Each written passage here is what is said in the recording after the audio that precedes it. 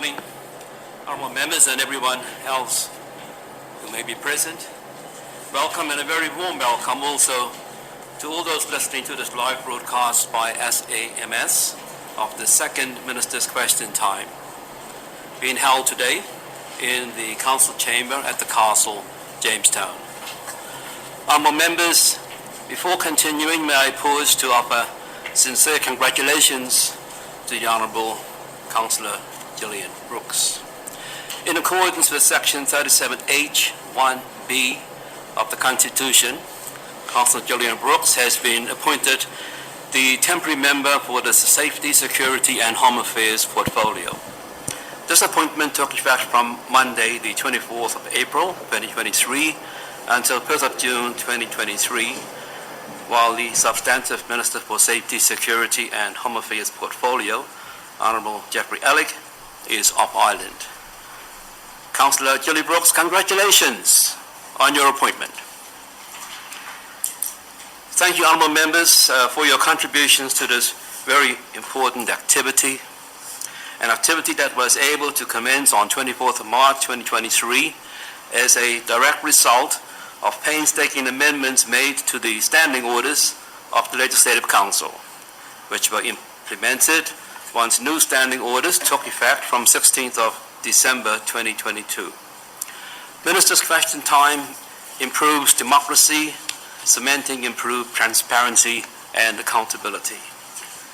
We are all aware that the public have, for some time, been looking forward to regular Minister's Question Time sessions. Elected members have decided these should take place once every month. Can I take this opportunity to say thank you to those members of the public that have provided feedback and in respect of the Minister's Question Time held on 24th of March 2023. And we encourage you to continue providing feedback. As I said in my last address, Minister's Question Time is regulated by standing orders and a number of rules. Teething difficulties can be expected in early sittings. During a practice session, elected members found that when applying Order 9 of standing orders in its entirety, Rule 6 imposed only one supplementary question for each substantive question, and this prevented thorough exploration of the issue raised and initial response given. There may well be other issues that elected members will identify that will require review and formal changes made to their standing orders. But elected members feel that any proposed changes should be made after Minister's Question Time has been trialed further. And this should include due consideration of any comments that the public may already have made or may still make. This sitting has to be considered part of the trial period, and additional feedback is welcomed. If I may, can I take you back to the formal Legislative Council meeting held on 24th of March 2023. At that meeting, a resolution determined that Rule 5 and Rule 6 of Standing Order 9 be suspended for the duration of that Minister's Question Time. The topic was progress made in achieving the St. Helena Government's vision and strategy dated April 2022 to March 2025.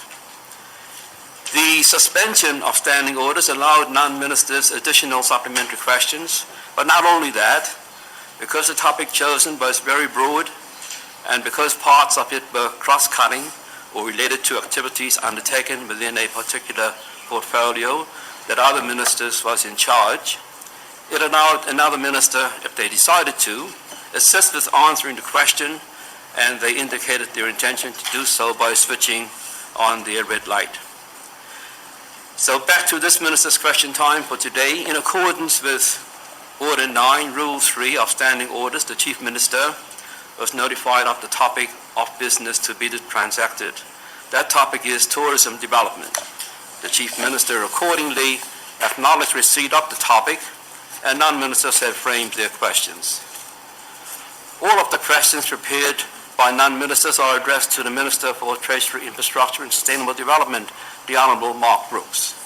The questions have been listed in alphabetical order but will be selected randomly for response. The duration of Minister's question time, starting from the first question, is 1 hour.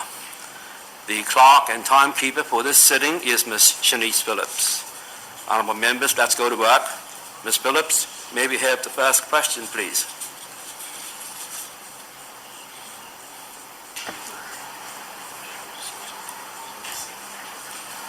Questions? Mr. Speaker, may I rise on the point of order? You may. This pertains to suspension of standing orders in accordance with Order 19 and Order 21 of the Standing Orders of the Legislative Council.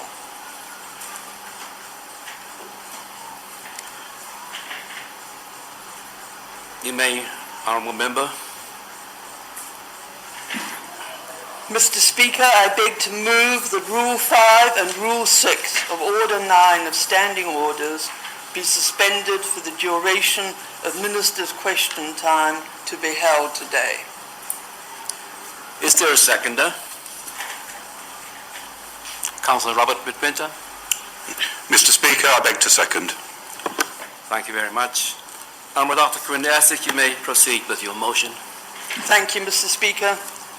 Mr. Speaker, this motion seeks to suspend Rule 6 of Order 9 of Standing Orders so that the restriction to only one supplementary question per each substantive question will not apply during Minister's question time today. The purpose, as you have already indicated in your introductory words, Mr. Speaker, is to enable more meaningful, informative and interesting interaction between the Minister being questioned and the non-ministerial elected members conducting the questioning. Feedback from the first Minister's question time, where this was the case, has been extremely positive and indicates public support for the format used on that occasion. In order for the parameters for questions in the House as set out in Order 8 to be applicable following suspension of Rule 6 of Order 9, it is necessary to suspend Rule 5 also. Mr. Speaker, I beg to move. Thank you, Honourable Member. Does anyone else wish to speak? No one?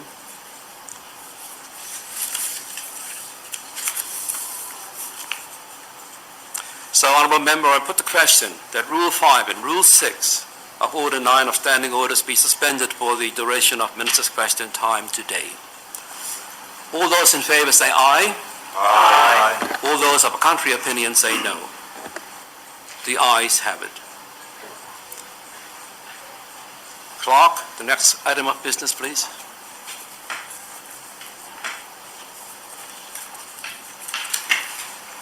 The Honourable Rosemary Barger. The Honourable Rosemary Barger. Thank you, Mr. Speaker. Mr. Speaker, I would like to declare my interest as an owner of a hospitality business.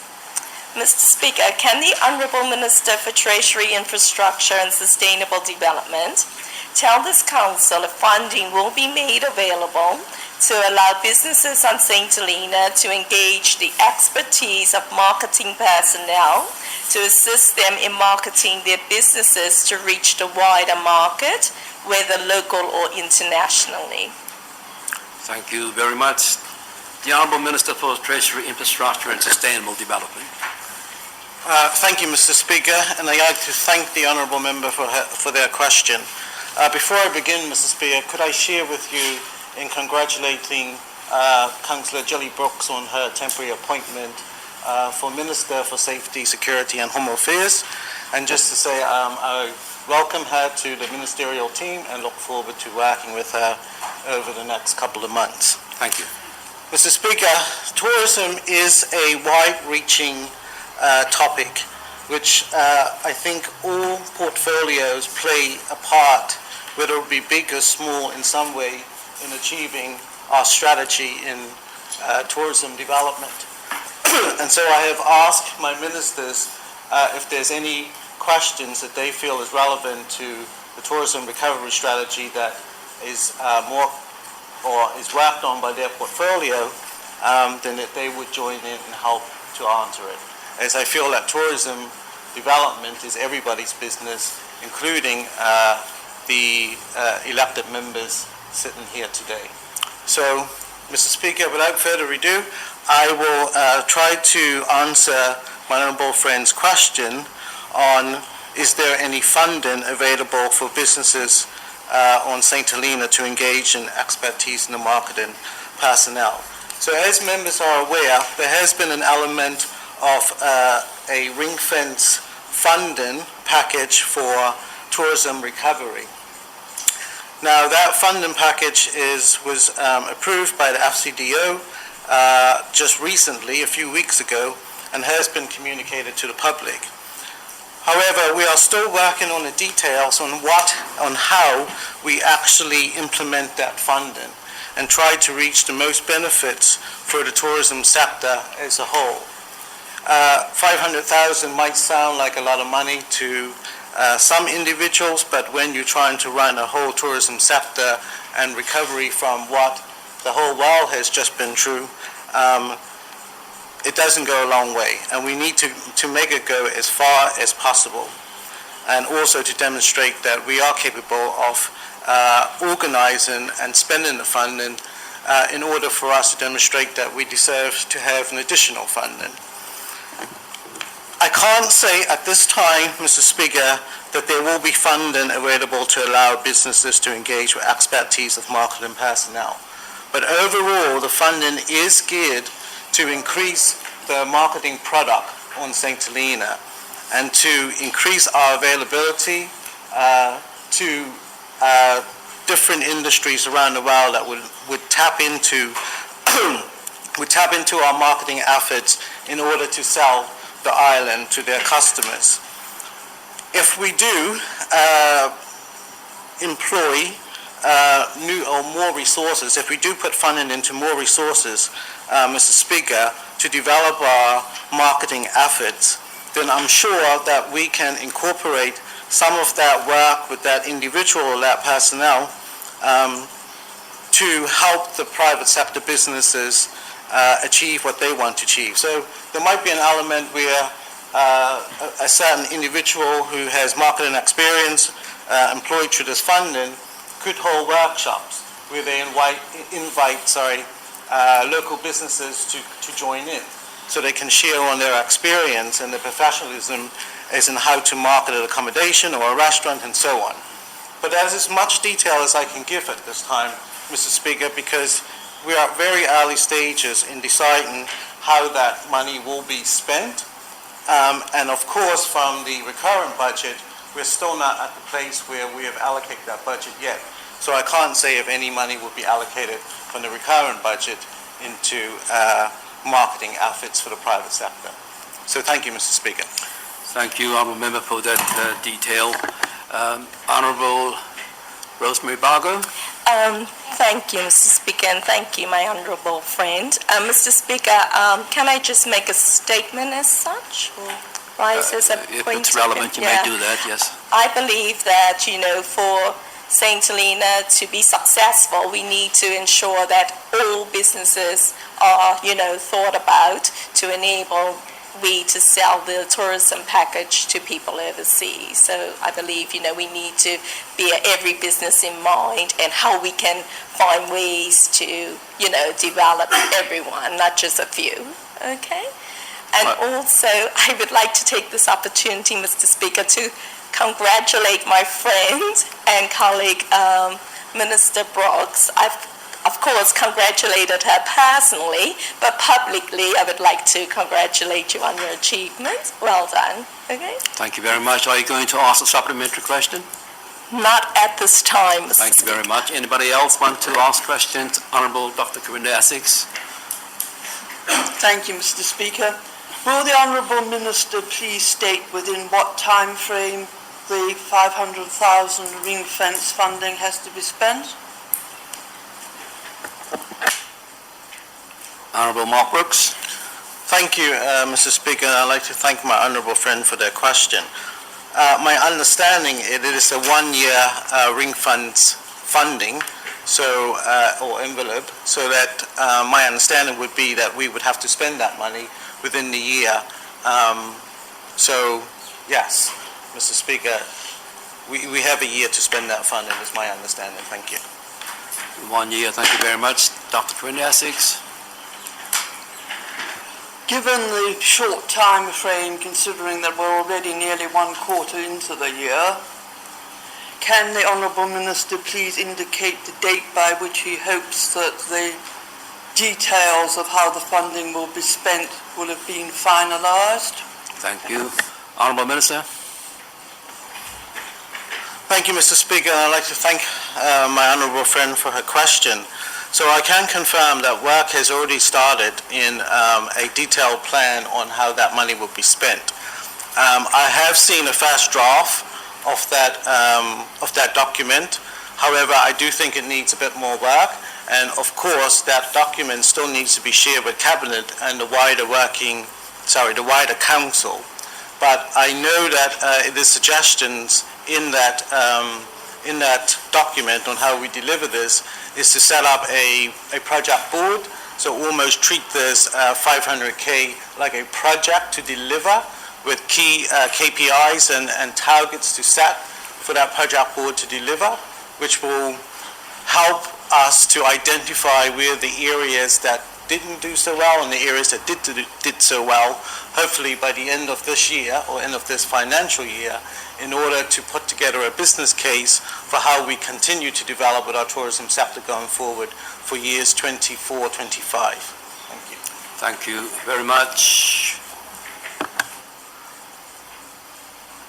Next question, please.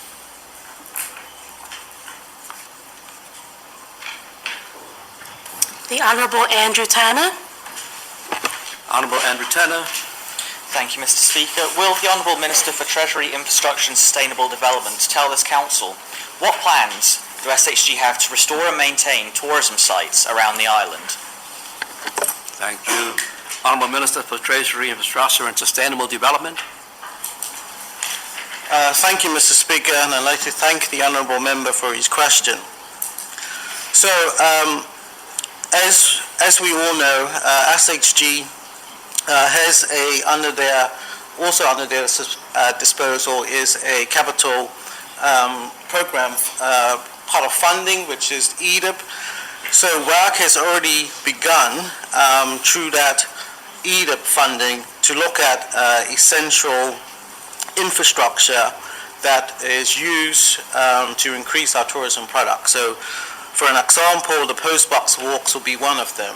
So there has been a business case put together to try and maintain some of those walks, increase the safety of those walks, and also increase the longevity of some of the infrastructure that allows those walks to be marketed as part of our product. We've also, under the EDIP program, put together some business cases. One is to improve the experience for visitors arriving by sea, and that is just maintenance on the landing steps. And also another business case has been put forward for review in increasing the accessibility from the middle steps, which will help with swimmers and so on. So those are little things at the moment. Because, again, as I said earlier, Mr. Speaker, the ring-fence funding for the tourism recovery, some of that funding could go to infrastructure projects. It was suggested in the outline plans, and there might be an element of spending a certain part of money to maintain and restore some tourism sites around the island. As for which sites that is, because obviously we all know that money ain't going to restore all of the sites, and because St. Helena has such a rich culture, especially in the history side of it, Mr. Speaker, there's too many to restore by doing all of them. So we have to choose carefully which ones we choose if we are going to put any funding in there. And obviously this will help also by the project board, which will identify some of them, and also I would encourage the public as well as my elected colleagues to also put suggestions forward in what they think will be the priorities in any infrastructure development or restoration work that is being done with this pot of funding. Thank you, Mr. Speaker. Thank you, Honourable Member. Honourable Andrew Turner. Thank you, Mr. Speaker. On behalf of constituents, can the Minister say whether areas such as Sandy Bay Beach in particular, High Knoll Fort, will be included as part of these plans? Honourable Minister. Mr. Speaker, I can say that High Knoll Fort and Sandy Bay Beach has been talked about for a number of years in trying to do something or develop those areas so that we can offer it more higher up on the tourism product delivery. Right now, we can't really market as such areas that is not entirely safe to our tourism. So, for instance, I would shy away from telling anyone that Sandy Bay is a great area to visit, especially if you're not a St. Helena, if you're just a tourism, because the road is pretty dangerous going down to Sandy Bay. You need to be able to be familiar with driving on steep hills and so on, and that's never going to change. But what we can do is look to improve the access at the very bottom, where the road actually leaves the tarmac and goes onto a dirt road, meaning that in able to access the beach nowadays, you more likely need a 4x4 than any vehicle. So obviously, to increase that, we would look at doing something with the access to the beach before we do anything regardless to the beach. I mean, it just makes perfect sense. No point in doing our facilities on the beach when half the population can't access it. But again, we need to set aside that whatever work we do in improving the infrastructure needs to be maintained. And that is one of the biggest problems with having a funding that is set aside for 1 year, or a funding to only plan over 1 year when you don't know what exactly or how much will follow on from that, or if there will be any other funding. So what we can do is basically take all of that into consideration when looking at the priority areas. One, will we be able to maintain that road if we were to put the funding into restoring that road or doing it up to a reasonable standard? So all things that we do need to look at. But I concur with my honourable friend that Sandy Bay Beach and areas near the sea, being on an island, should be high up on a priority, because I think we got a lot to offer, and there's a lot that we could expand on with regards to our visitors and sea leisure visitors in particular, and also for the island's population, the community. Everyone's likes to enjoy the summer sort of around the sea areas. So yes, Mr. Speaker, I think it's important that we look at those areas in its entirety, but, like I said, having always in the back of mind the ability to maintain whatever funding we put into that. Thank you very much. Honourable Martin Henry. Thank you, Mr. Speaker. And if I could, Mr. Speaker, just add to my honourable friend's answer, I would just see one of the intermediate solutions, and something that we could do as an island is obviously something like Sandy Bay Beach would be a large development. It would cost far exceeding the budget we have. But the one thing we can do is recommend that when tourists do come, that they have guides to go to some of these places that are already not developed, but can go safely, but someone who knows that trail. That then increases increase what we can do on the island. We can have tour guides over that period and increase the income for St. Helenians themselves. So we can work on intermediate methods in between these large projects that we can still allow tourists to access such areas. Thank you. Thank you very much. Honourable Robert Midwinter. Thank you, Mr. Speaker. Mr. Speaker, the Minister's portfolio has previously advised us that they were considering previous plans to install a permanent Zulu memorial at the top of Jacob's Ladder.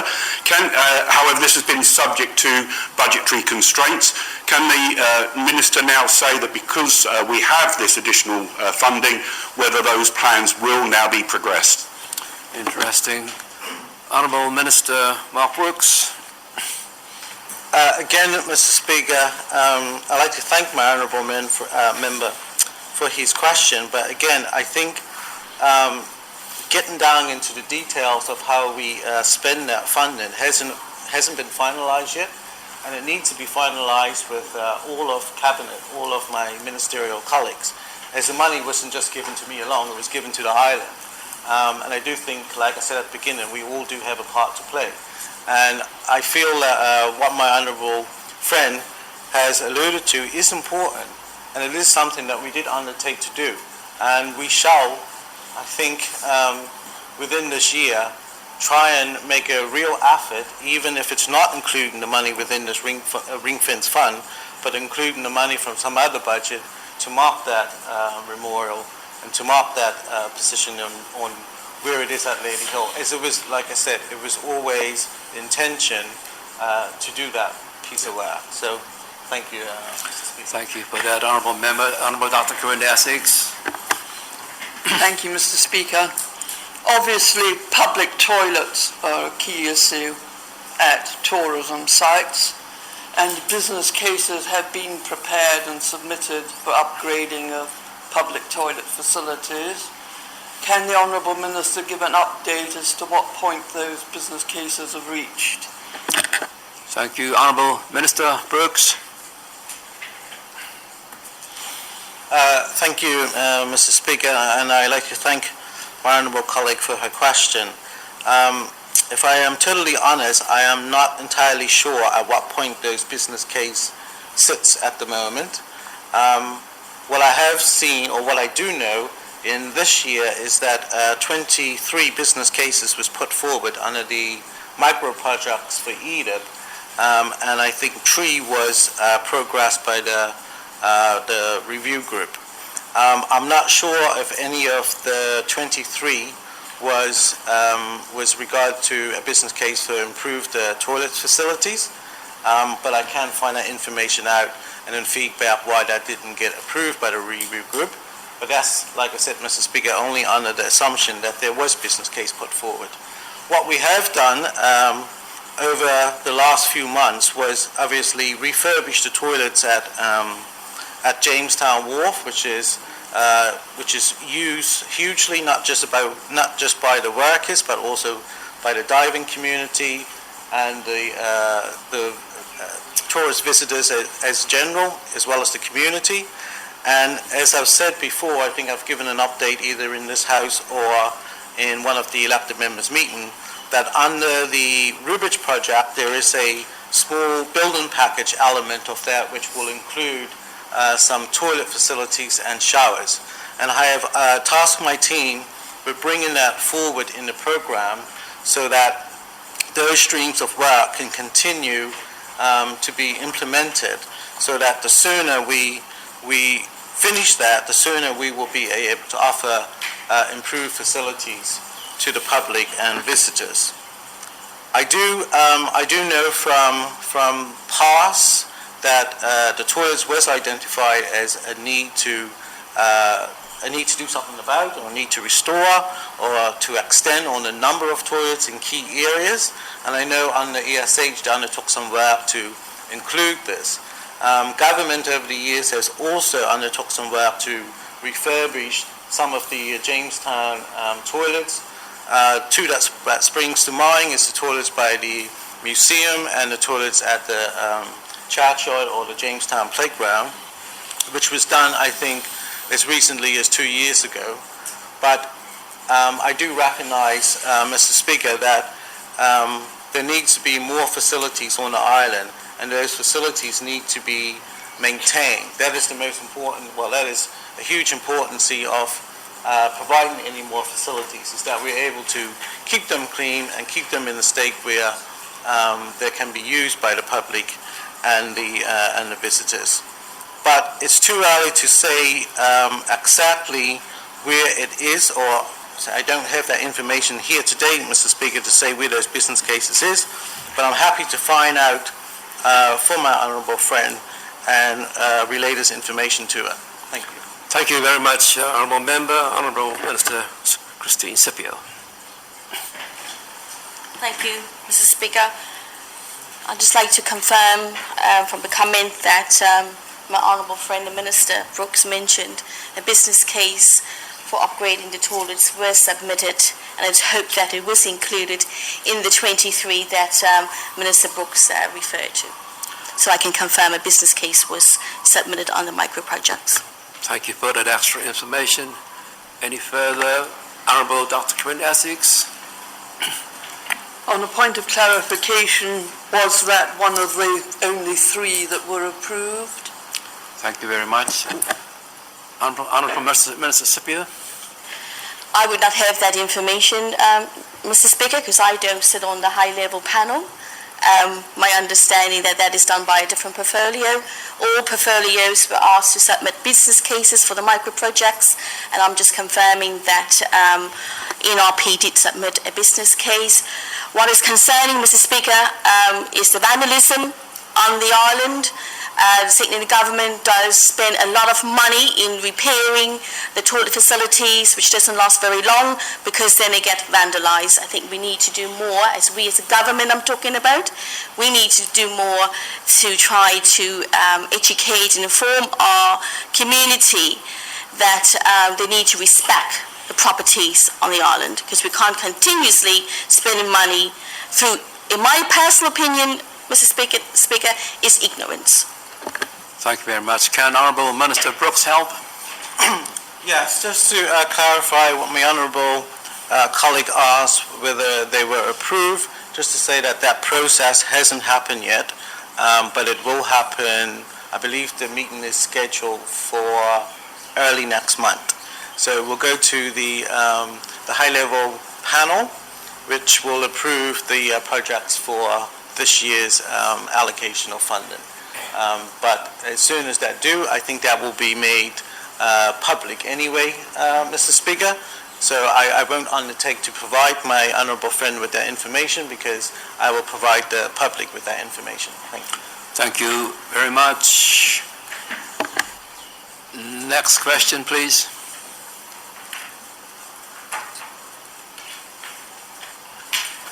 The Honourable Ronald Coleman. The Honourable Ronald Coleman. Thank you, Mr. Speaker.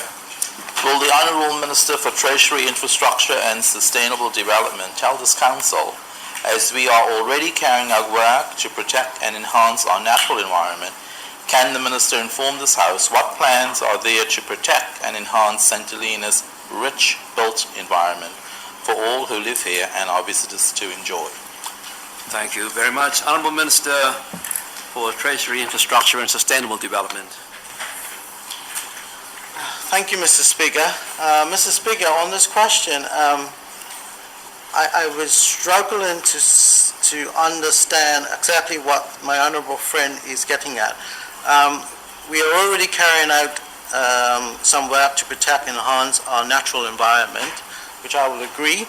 That will be some work that was done by my honourable friend, Minister Scipio's portfolio in regards to the marine management plan and so on, which we all obviously participate in, and we all felt was a really good management plan in protecting our marine environment. As regards to enhancing the rich built environment for all those who live, could I ask my honourable friend just if he could clarify what part of the environment is he actually referring to? Is it our built heritage, or is it just building on what we've built so far? So it's just the way you interpret the word built, Mr. Speaker, is a bit confusing. Thank you. Thank you, Honourable Member. He's referring to the rich built environment. Honourable Ronald Coleman, can you assist? Thank you, Mr. Speaker. It's to do with our buildings, Mr. Speaker, like the Jamestown, which is a Georgian type of town, the enhancement of Jamestown, or even Lady Hill Fort. Rupert's, together with the abolition of slavery, are we redeveloping this or redeveloping the wharf, or even giving it a good clean-up, Mr. Speaker, for our tourists and the people who enjoy it here? Thank you, Honourable Member. Minister Brooks, can you help? Can you assist? Is that plain enough for you? I'll try, Mr. Speaker. So what my examples what my honourable friend alluded to was from redevelopment of the wharf to a clean-up, which obviously is quite a difference when it comes to I funding. agree. I would say, of course, with all that we're trying to do, especially again with Minister Sipiu's portfolio, that when we reach our peak season and when there's tourist ships due to call or a season that's already been established, and that we do work towards putting in a plan so that our attractions, our island attractions, is maintained and sort of cleaned up to look in as best as it possibly could for a reasonable sum of money. And I say a reasonable sum of money, Mr. Speaker, because we only have 500,000 in this ring fence fund. Obviously, we do a lot of work from our recurring budget, again, under Minister Stipiu's portfolio, in the environmental side of it, to try and keep the island tidy from debris and litter and so on. So, Mr. Speaker, I did see a light on from one of my colleagues down here. She will be called. The Chief Minister. So I don't think there's much more I can add on to this, only to say that with some of the bigger built heritage, it will need substantial more investment than 500,000. And if we're looking to develop our seafront or increase the accessibility for leisure tourists, marine leisure tourists, and experience around the seafront, then that is going to need a bigger investment, and that's something that we will be fighting for through another capital funding program. But it's a bit too early to say, but in the pipeline of projects going forward, that is still in the vision, as it was identified some time ago by a number of consultants. So thank you, Mr. Speaker. Thank you, Honourable Member. Honourable Chief Minister. Thank you, Mr. President, is it today? Speaker today. Mr. Speaker. Okay, so I just wanted to support Minister Brooks on this, I think, because I think from what the listening public will get gleaned from the session thus far, there's so much that we'd like to do for St. Helena, and I think the 500K is now spent. So I think it is just ensuring that we continue with the vision, even to be able to commit to the vision that we've set for the 4 years, or indeed for us to achieve the right steps to take us forward to that vision. It takes a lot of money. So even though we are grateful for the $500,000 that is ring fence for tourism, we also need to be looking, it is obvious from the discussions today, at looking at revenue generations. Because if without new money coming into the island and new ideas coming to us, trying to spread the financial aid that we receive from the UK is becoming even more difficult if we take into consideration inflation, etc. So to support what Minister Brooks has said, £500,000 is a lot.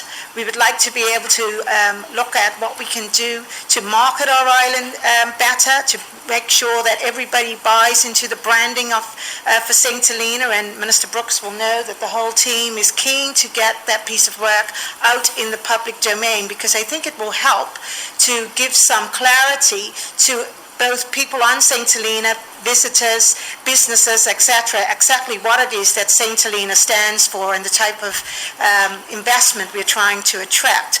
That in itself will hopefully generate some more people coming to the island, new business to the island, and hopefully all of these wish lists we can try and obviously get some of them ticked off, because I do understand that trying to maintain the buildings and of course the infrastructure, and even just doing a cleanup, it sounds all easy until you start trying to put the pound sign alongside of that, and £500,000 doesn't go very far. So I just think I wanted to rise to say there's a huge amount of work to be done in the next month or so to ensure that the £500,000 is used in a way that puts us on the right footing to go forward, and it's not going to be able to solve all of our issues. Thank you for that.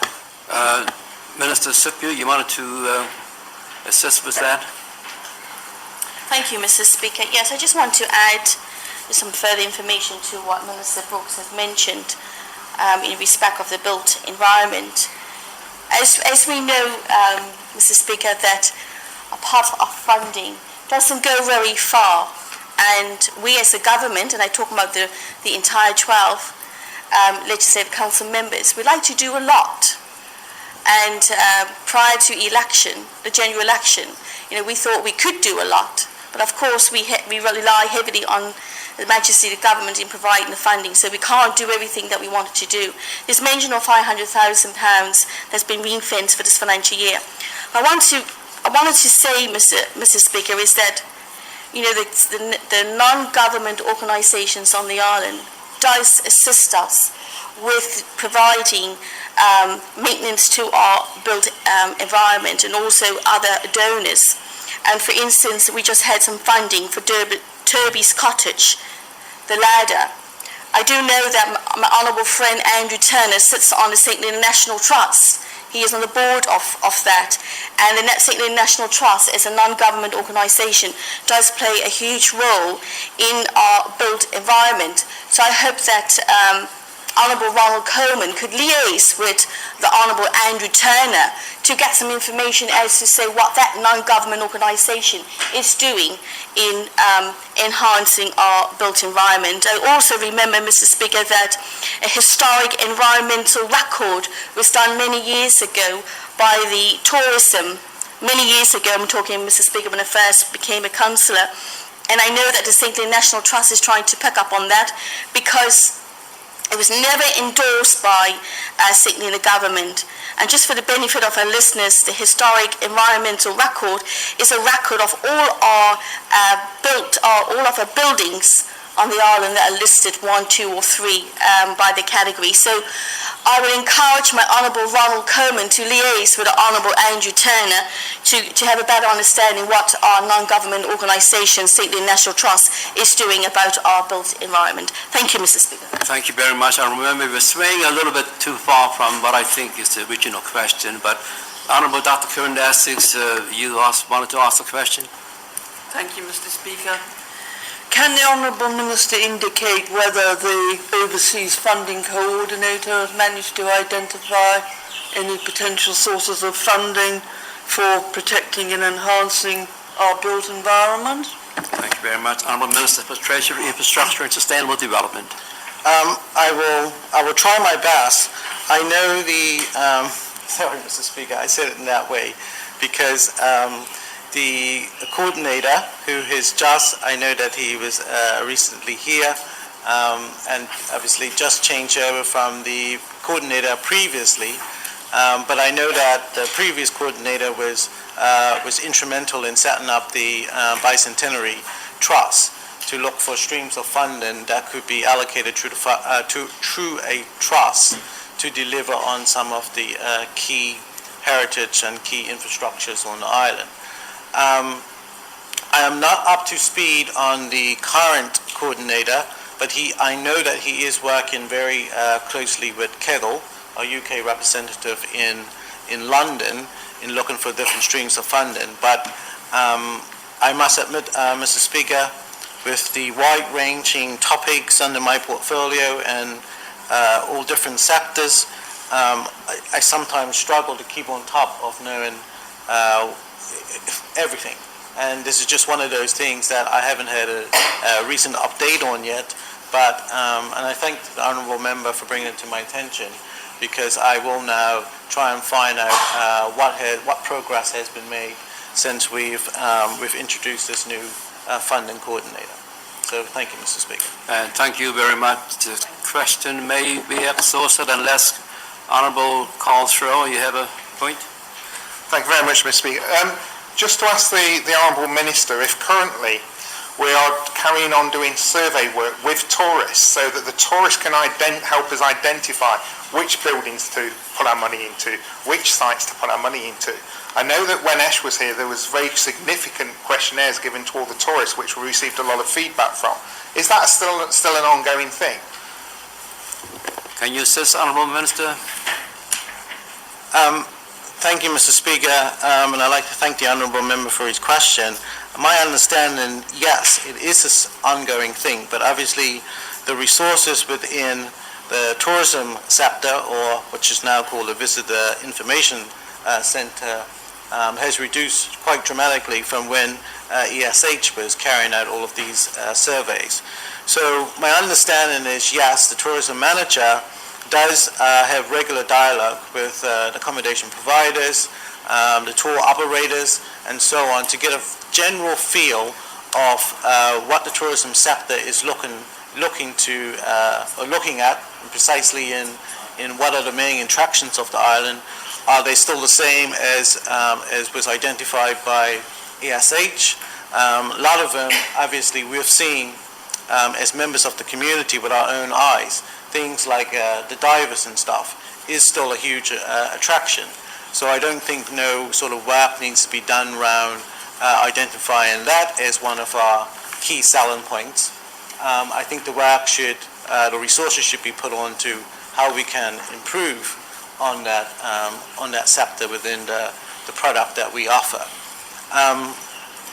I know the Postbox Walks was quite a big hit with tourism, and that is why we have allocated some funding within EDIP to maintain and protect those walks, and the marketing manager is always promoting the walks and the blue and green agendas that we have here.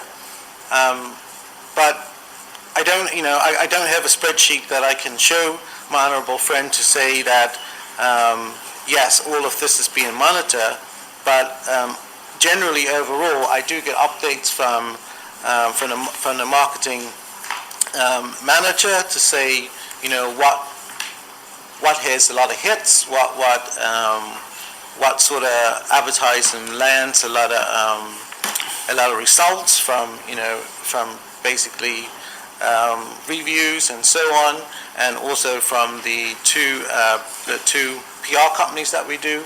The Brighter Group, they often feedback stats to the marketing manager on how well a specific advert did, or a little write-up on a specific sector within tourism did. So it builds a picture on what we need to develop on. But again, holistically, going forward, I think, and especially as we move into a new digital era, I think, you know, the general public could play a big role in advertising the island and the awareness of St. Helena.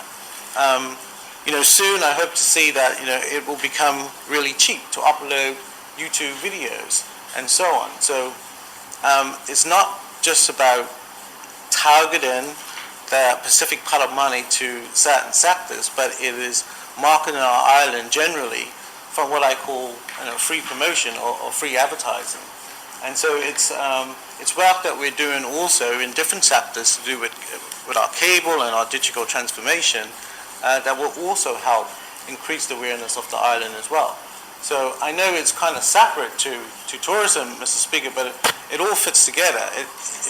Our vision should be a plan that from every sector all fits together and come together to form that objective is what we want, and that is obviously to increase the visitor numbers to the island and to improve the life for the general community on St. Helena. Thank you very much. I remember that question has been exhausted. And we have about 20 minutes left for the next three questions to be asked, and of course responses given to that. Next question, please.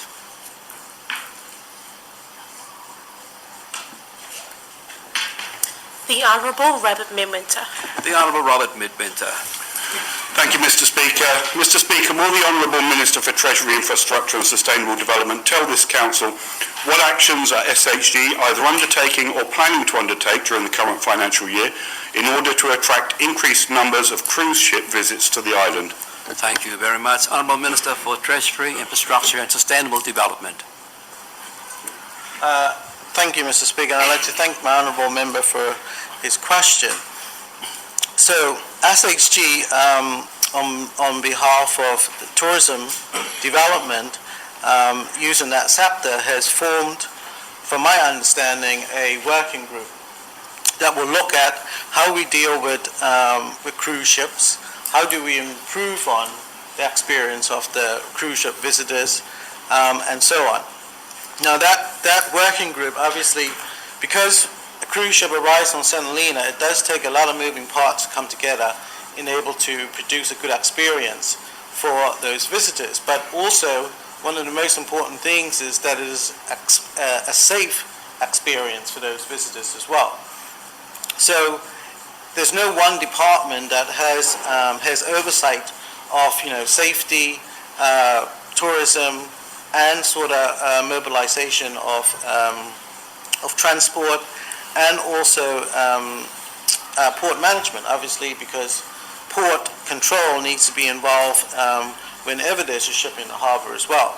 So the working group was set up so that you could have representation from each of those important sectors within government. So there's a representation from the police on there, obviously, because they would be in control of management of traffic and so on to a certain degree. There's obviously health from health and safety point of view. Just need to be involved. They need to have a plan in place that if there's an emergency or one of the passengers come ashore, they need to know how they're going to respond to it. Obviously, there need to be authority on there from port control, and obviously from our agent, Solomon, who's been appointed as the agent to deal with the cruise ships. So I think that is the first step in dealing with how do we, undertaking our plans, because first we have to understand what we're capable of doing safely, and then how do we improve on that to make the experience more attractive for those visitors so that they will come time and time again. Thank you very much. Honourable Robert Midwinter. Thank you, Mr. Speaker. And I was actually, before my next question, I'm looking at what are we doing from a marketing perspective in order to actually attract cruise ship operators. But in that respect, can the Minister say if the Sustainable Development Team are liaising with counterparts at the other South Atlantic territories in order to ensure a joined-up approach to attracting cruise ships? And when I say attracting, I'm talking about the marketing. Okay, thank you very much. Honourable Minister.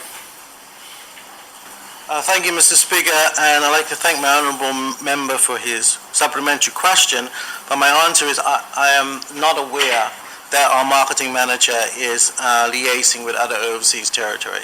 I'm not aware of that, Mr. Speaker, but I can undertake to find out if that is the current sort of direction that we are heading in. Thank you very much, Honourable Robert Midwinter. Thank you, Mr. Speaker. Just a point of information, I have been advised that they were certainly doing so, certainly talking with colleagues in the Falklands. But, Mr. Speaker, bearing in mind that cruise passengers usually carry either dollars or euros, both of which are readily accepted in St. Helena, can the Minister say what evidence there is to support the off-putting statements made in the cruise ship arrivals in the tourism recovery strategy that was launched yesterday, in particular the island's limited ability to accept varied currencies? Minister Brooks. Mr. Speaker, I think what my friend was alluding to was a recent published tourism recovery strategy that was only published yesterday. I think part of that strategy is to, first of all, identify the problem areas, the areas that we need to develop on. And so it's an honest document. It says what the situation is and what we need to do about it. And trying to increase the accessibility of taking international payments on the island is part of the priorities in going forward. The overall objective is to increase visitor spend. So first of all, we need to get them actually on the island, and that is part of what the working group will do. And then it is for not just individual businesses, but also for government to having the right sort of regulations and procedures in place that will allow transactions to actually happen on the island with regards to international debit cards. And I know that some work is being done by the Financial Services Development Manager in setting up the right sort of regulatory regime and contacting the right sort of companies, international, that will be able to offer this service. So there is work being done in the background in regards to that. But I'm afraid, is that answering my Honourable Minister's question, or is it something slightly different, or a different area which he was looking to get information from? I see two red lights. I wasn't not certain which one came up first. It was Robert Bedminter. If I may respond to the Honourable Minister, Mr Speaker. I was specifically, the document released actually talks about acceptance of currencies, and we know that the cruise ship passengers bring euros and dollars, both of which we can accept. But another example of a similar ilk is that it refers to the limited roadway capacity in St Helena. This has never been a problem here in relation to cruise ships, and I would like to ask the evidence for this, because this document is in the public domain and does not help St Helena market St Helena for cruise ship passengers. Thank you very much for that. Honourable Rosemary Barker, you had your light on. Thank you, Mr. Speaker. And as we just touched on this tourism recovery strategy plan, may I ask if this is something that has to have a vision of all ministers or of the council? Or is this something that can be just put out to the public from your portfolio on its own? Okay, thank you very much. Minister Brooks, are you able to respond to that? I think she's asking the procedure and how this actually got published. Yeah. Does that probably be more to the answer? So yes, as you know, with this new ministerial government, each minister is responsible for certain topics or certain aspects of the delivery of services of the entire government. So one of those things that falls under my remit is the tourism. Tourism, as I said right from the beginning, is everybody's business, and I think that it is cross-cutting across portfolios. So my cabinet has been consulted on this tourism recovery strategy from a high level, looking at the 9 objectives, what we want to achieve. But ultimately, as the minister for which this falls under, it is my responsibility, and I will be accountable for this strategy if there was scrutiny of it. The strategy itself, it kind of delivers or focuses on 3 main areas, which is product development, marketing, and capacity, because that's what we feel will increase our availability to the outside world. And under those 3 key areas, there is 9 objectives. So one of them is to improve St Helena's visitor experience and increase average spend. Now, I don't think anyone in here would object against that. So, although I feel that, yes, this is my responsibility, I felt that what I've put through here is shared by the entire council. If I'll be honest, we could run through the 9 objectives, develop and diversify the tourism product. Now, of course, we want to increase the product that we're spending, the product that we're offering on St Helena. How we go about doing that is the implementation plan, and that plan hasn't been finalized yet or agreed on. But the high-level strategy is there, and I think it is one that all members will agree with. We need to increase our accommodation capacity. Of course we do. If we bring in more visitors, then we need places for those visitors to stay. So that is another one of the objectives. Increase destination awareness through targeting marketing campaigns. As you know, an example of that was recently when we did a marketing campaign around Jonathan's birthday. So that was a targeted area that we wanted to focus on. And the reach from that was huge. Another area is to re-engage development in key markets by increasing the number of tour operators selling St Helena. So also, Mr. Speaker, we're looking to, not just for us or our marketing team, our community to sell the island, but also those people what is in the business of sending their customers on holidays also to sell our island. So we want to focus on that. And we also want to develop our skills of our workforce and our hospitality sector so that our visitors have a good experience when they're staying on the island and they all leave with, satisfactory that they had a pleasant time here. We also, looking ahead now, Mr. Speaker, we want to establish a tourism board to represent the sector, because government shouldn't be the one that is delivering on our tourism, in our tourism plans. I always felt that this should be delivered by the private sector, but because we're just out of COVID, the environment is not right for that yet. So I think we need to develop on our visitor numbers, which will increase the viability of the private sector successfully running a tourism industry on the island.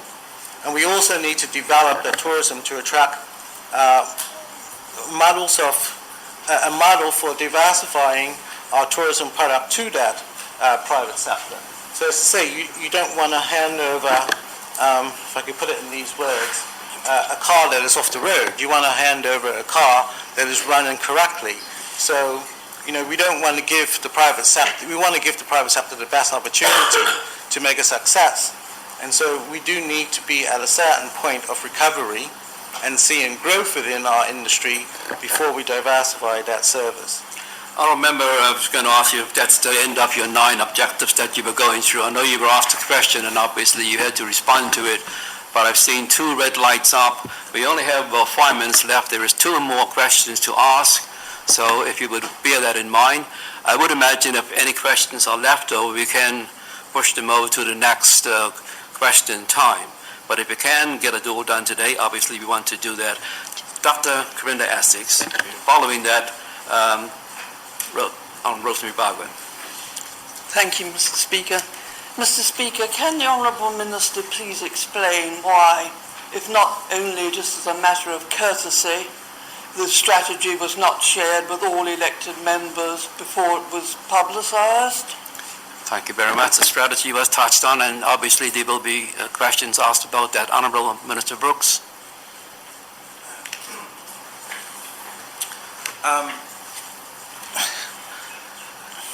I wasn't a conscious decision not to share it, Mr. Speaker. It was just that the strategy is a high-level document, and it just sets out how we would recover from our tourism. Again, the important part of that is how we implement that strategy. And I do feel that the biggest role that elected members could play is in helping to implement that strategy. Like I said before, Mr. Speaker, I don't think from a high-level perspective that there's anything wrong with the strategy or anything should be different with the strategy. I agree with it, and that's why I approve it. The work comes when you start to implement the strategy. Okay, thank you very much. Honourable Rosemary Bargo, and then Honourable Robert Midwinter, and if we have time, Honourable Dr. Corinda Essex. Rosemary Bargo. Thank you, Mr. Speaker. I think my honourable friend, Dr. Essex, asked, I was going to interject and said, to ask the question is, were everyone privy to this document thank you before very, very much. Honourable published? Dr. Robert Midwinter first. Thank you, Mr. Speaker. Mr. Speaker, noting that the Honourable Minister mentioned in his very first response about this being such a cross-cutting item, can I just ask, did he have this endorsed by the whole of his cabinet before it was released into the public domain? Thank you very much. It is relevant. Honourable Mark Brooks. So I don't want to confuse the distortion between endorsed by Cabinet. If it's endorsed by Cabinet, then I would suggest that Cabinet is responsible, overall responsibility is for the whole of the document. I want to try and clear the lines between what is the responsibility of the Minister, but obviously with the support of his Cabinet, because there's 2 different things there. There are some things which Cabinet makes decision on, and we collectively give our view, and there's some things that the minister gives his decision on with the not the approval, but with the appraisal and the what's the word? I said the expectation that the ministers know of what the plans is, but it is the minister himself who would be overall accountable for delivery of them. But as I said, I do not anticipate starting this journey on my own or as a single minister. This is something that we will work on together going forward. But, you know, we only have a short time. 4 years will fly around, and we need to start getting some work on the ground before our time ends here. And if we always going around in circles debating on whether this is the correct strategy or not, then we might find ourselves back in a committee system again, Mr. Speaker. So I think we need to recognize that part of the objective of a ministerial system was to speed up some of the decisions that was being made. Now, I've made a decision to implement a tourism recovery strategy, but the work begins when we start to implement that, how we deliver on that, and what we learn from in delivering that strategy. And that's where everyone plays a role in. But I'm afraid, Mr. Speaker, it might not be sort of the approval of the non-elected or the non-ministers to be able to operate this way, but you know, that is where scrutiny comes in. Okay. You know, it's their job to scrutinize a minister's strategy. So I believe that the process, from my understanding, is followed in a way where the public would expect. Thank you very much, Honourable Member. I will allow 2 further questions and then we are out of time. Honourable Dr. Corinda Essex and then the Chief Minister. With the greatest respect to the Honourable Minister, does he not see that there is a need to get buy-in and support from his colleagues for a cross-cutting document of national importance such as the strategy? And does he not accept that if that buy-in is not obtained at an early stage, and we all know that the devil is in the detail, it is far less likely that the document is going to be able to be implemented smoothly and in the best way to benefit the island of St. Helena. Thank you, Mr. Speaker. Thank you very much. Can I ask the Honourable Chief Minister if she will respond? So it's a bit difficult because I can't really respond to what Honourable Dr. Corinda Essex said. I just think, just to wrap this all up and put a bow on it, I think what we're trying to say is it would have been great for the document to have been shared before publicised, because we have had other documents that's come through that has been scrutinised, if I can say it like that, by the Legislative Council, and it does help to ensure that the wording is correct, because I think what Councillor Robert Midwinter is also saying is it's the way in which certain sections of that document comes across could incorrectly market St. Helena in saying that instead of being open and considering our parameters that we can operate within, it is saying that we are not open for business. And I think that is, I'm hoping I've got that right, Councillor Midwinter. So I just think we will learn from that experience and ensure that going forward, a cross-cutting document like this is shared with ministers, but also with all elected members. So the document, when it goes out, has the full endorsement, if I can say that, or understanding of the full Council. Thank you. Thank you very much, Honourable Chief Minister. You said you wanted to wrap it up and put a bow on it, and I think you have already done that. That brings us to the end of the Minister's question time for today, Honourable Members. There were two questions that weren't able to be asked because we ran out of time. That then does conclude the proceedings of Minister's question time for today. Thank you, one and all, for your very valuable contributions. I wish you a productive day ahead. Thank you all very much.